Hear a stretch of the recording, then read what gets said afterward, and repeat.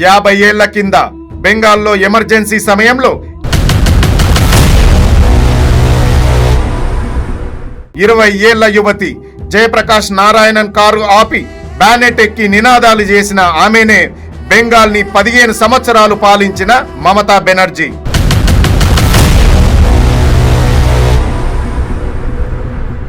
Bengal tiger Mamata దీది గర్జన ఎందుకు తగ్గింది? লাল মাটির দেশ আমার নিজের দেশ, থামসা মাদল একতারা, চন্দ্র সূর্য গ্রহ তারা. పార్టీలో అభిషేక్ బెనర్జీ అరాచకాలు, మేనల్లుడి పెత్తనమే దీది కొంప ముంచిందా?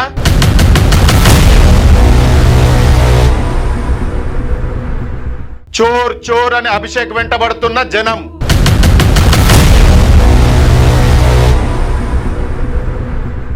బెంగాల్ రిజల్ట్స్ వెనుక ఉన్న అసలు కథ ఏంది? सबका साथ सबका विकास बंद करो, नो नीड संख्यालघु मोर्चा. ভালো থাকুন, জয় శ్రీరామ్, జై శ్రీరామ్. అవినీతి కట్మని సంస్కృతిపై బెంగాల్ జనాల పగ. కేసీఆర్ లాగానే దీదీ కోటకు బీటలు.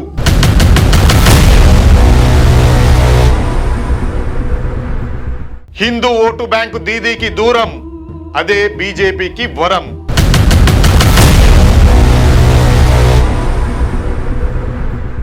Welcome to Q news. నేను మీ వెంకటేష్. దేశం మొత్తం ఇవాళ 2 విషయాలను భూతద్దం పెట్టి దగ్గరగా చూసింది. ఓ కంట తమిళనాడు, మరో కంట వెస్ట్ బెంగాల్ వైపు. బెంగాల్ రాష్ట్రంలో ఇప్పుడు బీజేపీ జెండా బాతింది. దీదీ పాలనకు ప్రజలు ముగింపు వల్కిండ్రు. ఇదే సమయంలో మమతా బెనర్జీ ముచ్చట్ల గురించి జోరుగా చెప్పుకుంటున్నారు దేశ ప్రజలు. పశ్చిమ బెంగాల్ రాజకీయాలలో మమతా బెనర్జీకి అగ్నిపర్వతం అనే పేరుంది. సరిగ్గా 50 ఏళ్ల కిందట దేశంలో ఎమర్జెన్సీ నడుస్తున్నప్పుడు కోల్కతా కాలేజ్ స్ట్రీట్ లో జరిగిన ముచ్చట దేశమంతా ఆమె గురించి చెప్పుకుండ్రు. ఓ నూలు చీర కట్టుకున్న సాదా సీదా 20 ఏళ్ల యువతి గాంధేయవాది జయప్రకాష్ నారాయణ్ కారును ఆపి కారు బ్యానెట్ మీదకెక్కి నినాదాలు చేసింది. ఆ ధైర్యమే ఆ పిల్లని ఇప్పుడు ఈ లెవెల్ కు తీసుకొచ్చింది. ఇవాళ 2026 బెంగాల్ అసెంబ్లీ ఎన్నికలలో కూడా 71 ఏళ్ల వయసు గల ఆమె ఇంకోసారి తన రాజకీయ జీవితంలోనే కఠినమైన యుద్ధాన్ని ఎదుర్కొంటూ జనం నోళ్లలో నానుతాంది. ఇప్పుడు మమతా దీది అని గౌరవంగా పిలుస్తున్న ఈ మహిళ రాజకీయ ప్రయాణం మామూలుగా జరగలేదు. ఆమెకు 17 ఏళ్ల వయసున్నప్పుడే తండ్రి ప్రమిలేశ్వర్ బెనర్జీ చనిపోయిండు. ప్రభుత్వం దగ్గర ఆయన గుత్తేదారుగా పనిచేసిన బాపత్ పైసలు టైంకు విడుదల కాకుండే బీమారు పడడంతో వైద్యానికి డబ్బులు లేక చచ్చిపోయిండు. విధి ఎంత గమ్మత్తైన నాటకం ఆడిందో చూసిండ్రా? ఆయన చనిపోయిన తర్వాత రోజే 60,000 రూపాయల చెక్కు అందింది. ఆ చెక్కు నా తండ్రిని తిరిగి తీసుకురాలేదు, ఆ గాయం ఇప్పటికి పచ్చిగానే ఉందని ఆమె ఇప్పటికీ అంటుంటారు. 5 తోబుట్టోల బాధ్యత, ఇంటి వంట ఇవన్నీ పూర్తి చేసుకొని ఆమె కాలేజీకి పోతుండేది.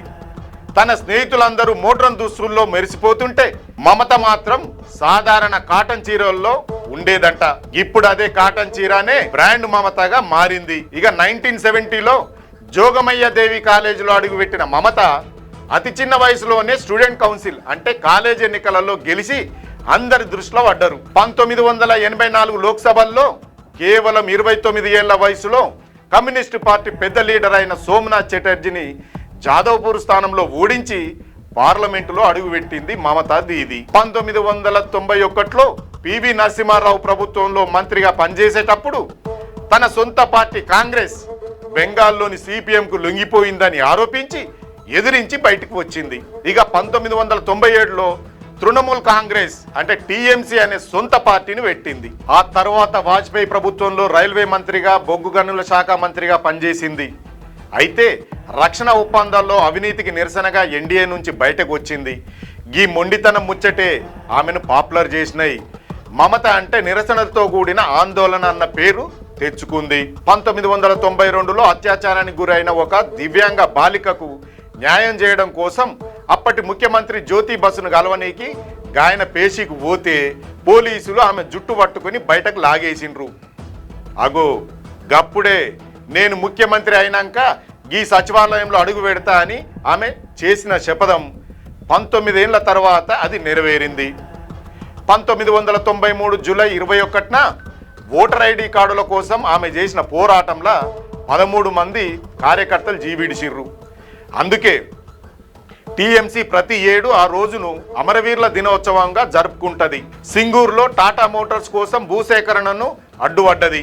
అప్పట్లో ఆమె చేసిన 26 రోజుల నిరాహార దీక్ష దేశం మొత్తాన్ని ఆగమాగం చేసింది. నందిగ్రామ్లో 14 మంది రైతుల చావుతో 2011లో 34 ఏళ్ల కమ్యూనిస్టు పాలన ముగిసింది. ముఖ్యమంత్రిగా మమత తీరు భిన్నంగా కనిపిస్తుంది. మేధావి వర్గం ఆమె తీరును విమర్శించిన గ్రామీణ ప్రజలతో కలిసిపోడు, వారితో డ్యాన్స్ చేసుడు ఆమెకు భారీ ఓటు బ్యాంకును తెచ్చిపెట్టిందంటారు గ్రామంలో రాజకీయం తెలిసిన వాళ్ళు. ముఖ్యంగా కన్యాశ్రీ, లక్ష్మీ బండార్ వంటి పథకాలు మహిళలను ఆమెకు శాశ్వతంగా దగ్గర చేసినాయని అంటారు ప్రజలు. పశ్చిమ బెంగాల్ గడ్డ మీద ఎప్పుడు చూసినా దీదీ పేరే వినవచ్చేది. కానీ ఈసారి సీన్ మొత్తం రివర్స్ అయింది. ఎన్నికల రిజల్ట్స్ రాగానే తృణమూల్ కాంగ్రెస్ ఆఫీసులన్నీ సడీ సప్పుడు లేకుండా వెలవెలబోయినాయి. ఒకప్పుడు మమతా బెనర్జీ అంటే బెంగాల్ పులి లెక్క గర్జించేది. కానీ ఇప్పుడు ఆ పులి పంజా పదును తగ్గిందని జనం అనుకుంటుండ్రు. 71 ఏండ్ల వయసులో మమతమ్మ ఊరూరు తిరిగి అన్ని సీట్లల్లో నేనే ఉన్నా, నా ముఖమే చూసి ఓటేయండ్రి అని గట్టిగానే చెప్పింది. కానీ జనం దానికి ఉల్టాగా తీసుకుండ్రు. ఒక్క ముఖమే ఎన్నిసార్లు చూస్తాం, మాకు మార్పు కావాలి అని ఫిక్స్ అయిండ్రు. రాజకీయంలో అతి ఎప్పటికైనా ఆగమే చేస్తుంది. పశ్చిమ బెంగాల్లో ఇప్పుడు గదే అయింది.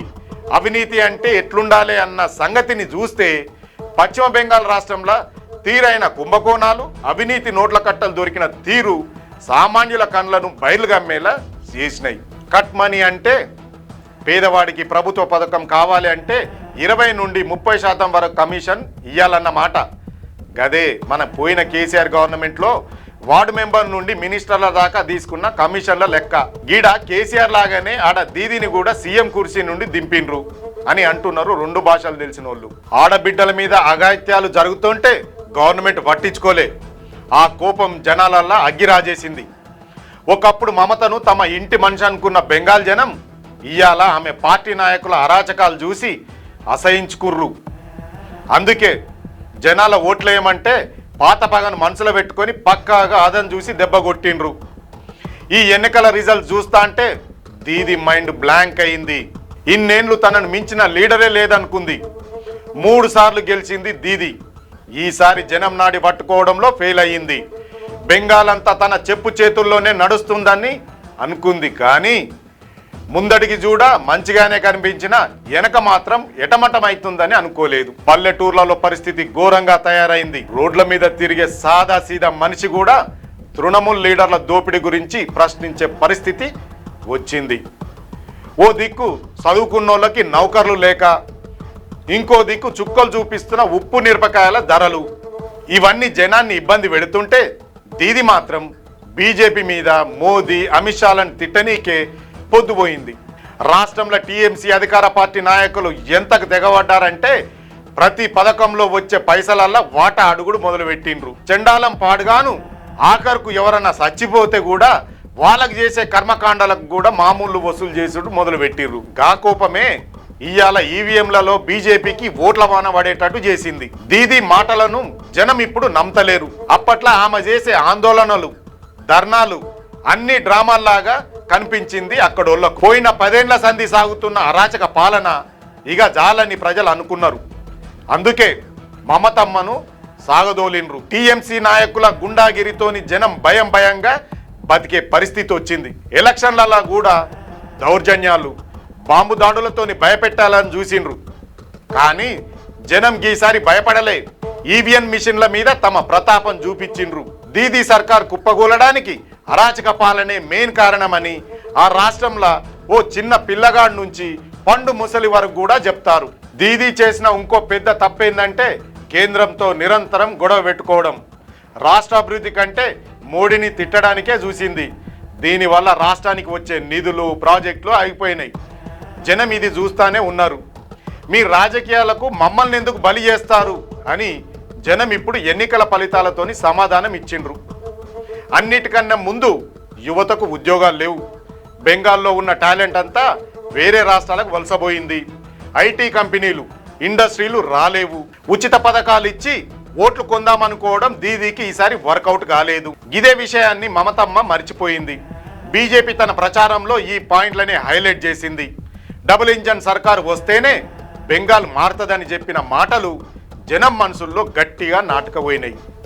గ్రామాల్లో ఉన్న హిందూ మహిళలు కూడా ఈసారి దీదీకి వ్యతిరేకంగా ఓటేసిండ్రు. గతంలో చూసుకుంటే మమతమ్మ మహిళా ఓట్ల మీదనే గెలుచుకుంటా వచ్చింది. కానీ ఆ పునాదులు కదిలిపోయినాయి. మేనల్లుడు అభిషేక్ బెనర్జీ ముచ్చట కూడా దీదీని బాగానే దెబ్బతీసింది.